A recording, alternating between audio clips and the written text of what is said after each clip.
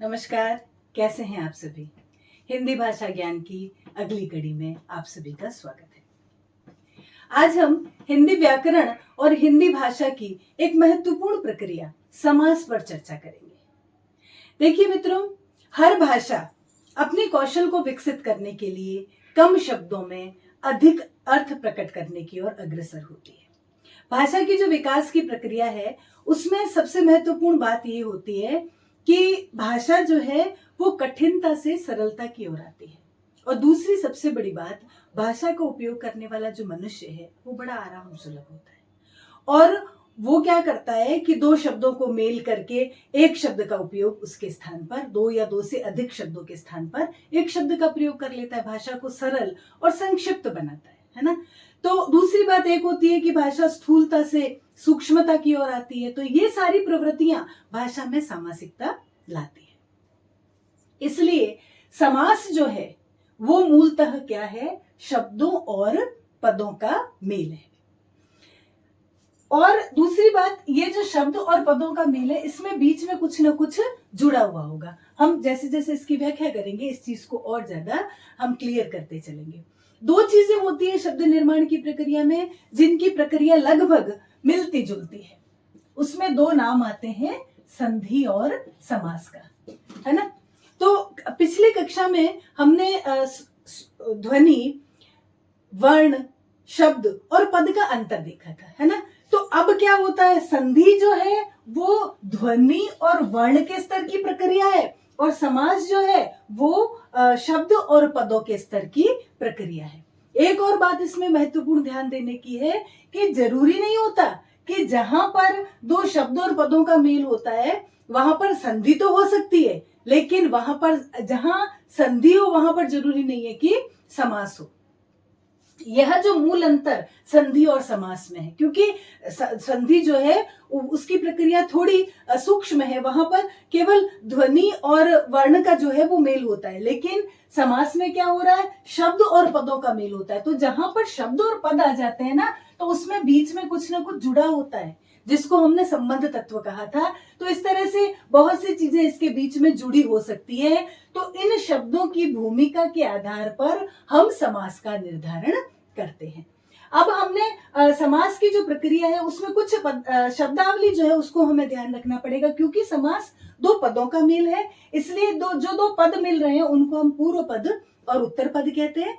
और दूसरी बात, इनको इन दोनों के मेल से जो परिणाम हमारे सामने आता है या जो नवीन शब्द बनकर हमारे सामने आता है उसको हम कहते हैं सामासिक पद।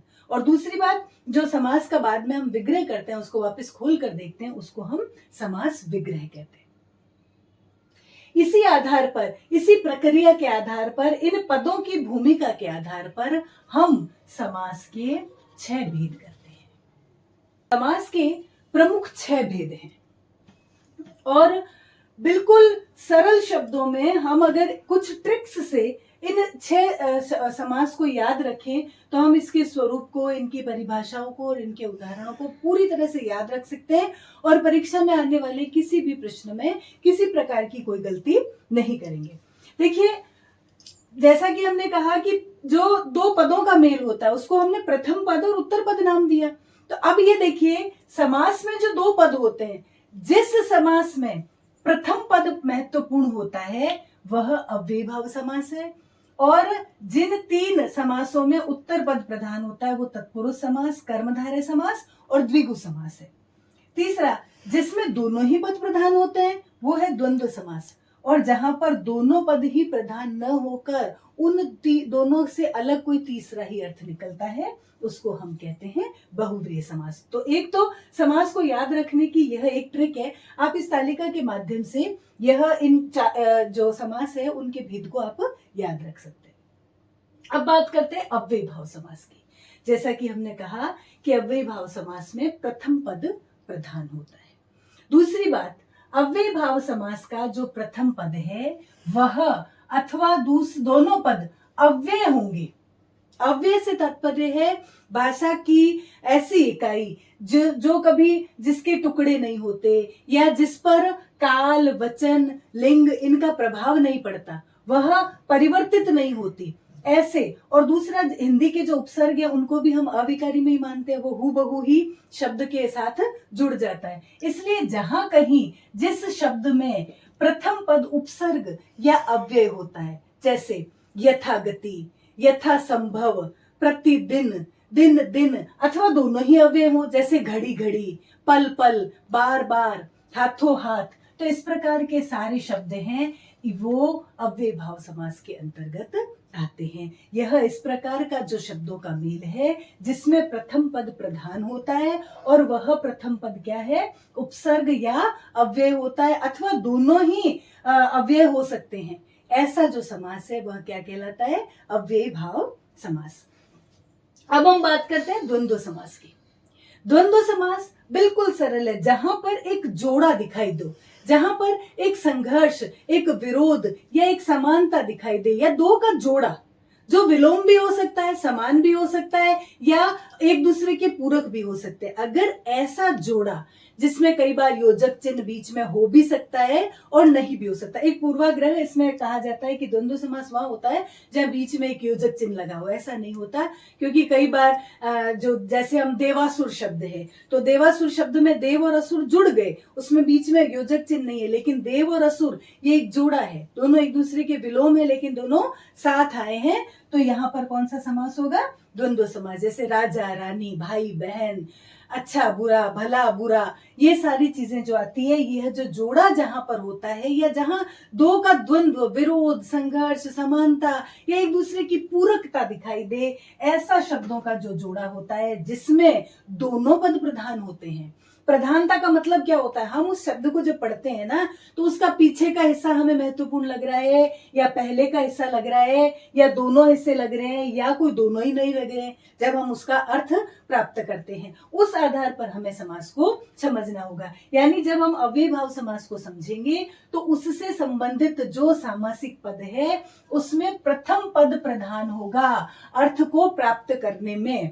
और उसी तरह से जब हम द्वंद्व समास की बात करेंगे तो उसमें दोनों पद प्रधान होंगे। यानी राजा रानी है तो जब हमें राजा रानी का अर्थ लेना होगा, भला बुरा है तो उसमें भला बुरा का अर्थ लेना होगा, तो दोनों ही पद प्रधान होंगे। आजीवन शब्द है तो आजीवन शब्द में आजीवन यानी पूरे जीवन तक जो है ना, वो शब्द महत्वपूर्ण है, इसलिए प्रथम पद अव्यय भाव समास में महत्वपूर्ण है और दोनों ही पद द्वंद्व समास में महत्वपूर्ण है। अब तीसरी बात आती है बहुव्रीहि समास की, जहां पर प्रथम पद और उत्तर पद दोनों ही प्रधान नहीं होते बल्कि कोई तीसरा ही अर्थ निकलता है। यानी दो शब्दों को जोड़ने से, दो पदों को जोड़ने से एक ऐसा जो शब्द है वो निर्मित हो जाता है, उससे प्राप्त होने वाला अर्थ किसी रूढ़ि के कारण, किसी परंपरा के कारण, किसी कहावत के कारण, किसी लोकोक्ति, मुहावरे या किसी धार्मिक आस्था के कारण एक तीसरा ही शब्द हमारे दिमाग में आता है। वह जो सामासिक पद है वहां पर समास कहलाता है बहुव्रीहि समास। जैसे जलज, जल और ज।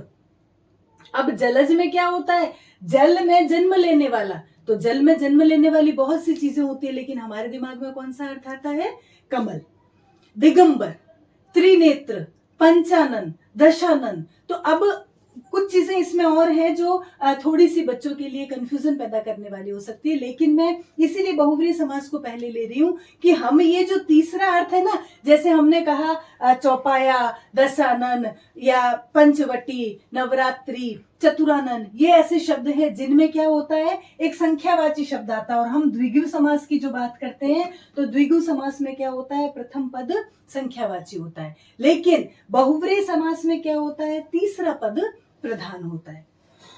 अब हम इन तीनों की बात करेंगे, तत्पुरुष, कर्मधारय और द्विगु। यहां इन तीनों समास में उत्तर पद प्रधान होता है, लेकिन तत्पुरुष समास में उनके बीच में कोई ना कोई कारक और विभक्ति होगी। कर्मधारय समास में उन दोनों के बीच में कोई उपमेय और उपमान का, या जिसको हम कहें विशेषण और विशेष्य का संबंध होगा। और जहां पर द्विगु समास है वहां पर प्रथम पद हमेशा संख्यावाची होगा। तो इस आधार पर जब हम इनके अलग अलग उदाहरण करेंगे, जैसे बहुव्रीहि समास में हमने कहा कि पंचानन, दशानन, तो 10 है आनंद जिसके, तो अगर इस हिसाब से हम देखें तो 10 आनंद यानी 10 मुख वाला, तो वह संख्यावाची शब्द है, लेकिन इस 10 आनन से हमारा उत्तर पद यानी मुख जो है वो महत्वपूर्ण नहीं है, बल्कि 10 है आनन जिसके यानी रावण, उसकी तरफ हमारा ध्यान जाता है, तीसरा अर्थ हमें प्राप्त हो रहा है। इसलिए यहाँ पर कौन सा समास होगा? दशानन में बहुव्रीहि समास होगा। इन चीजों को ध्यान रखिए, जहां कहीं भी चाहे कर्मधारय समास है, चाहे द्विगु समास है, चाहे कोई भी समास है, लेकिन अगर हमें कोई तीसरा अर्थ प्राप्त होता है और हमारी परीक्षा के विकल्प में बहुव्रीहि समास हमारे विकल्प में दिया हुआ है, तो हमें उत्तर बहुव्रीहि समास ही देना होगा। उस समय उसका वह तीसरा अर्थ महत्वपूर्ण हो जाता है। तो हमने बात की प्रथम पद प्रधान वाला समास कौन सा होता है, जिसमें प्रथम पद जो है वो उपसर्ग या अव्यय होता है, वह कहलाता है अव्ययीभाव समास, जिसके उदाहरण है यथा संभव, यथा शक्ति, प्रतिदिन, घड़ी घड़ी, पल पल, हाथों हाथ, बार बार। उसी प्रकार द्वंद्व समास में दोनों पद प्रधान होते हैं, जैसे राजा रानी, भला बुरा, भाई बहन, माँ बेटी, देव असुर। बहुव्रीहि समास में क्या होता है? दोनों पद प्रधान न होकर कोई तीसरा ही अर्थ उससे प्राप्त होता है, जैसे दशानन, घनश्याम, नवरात्रि, जलज, दिगंबर। अब बात आती है इन तीनों समास की। तत्पुरुष समास।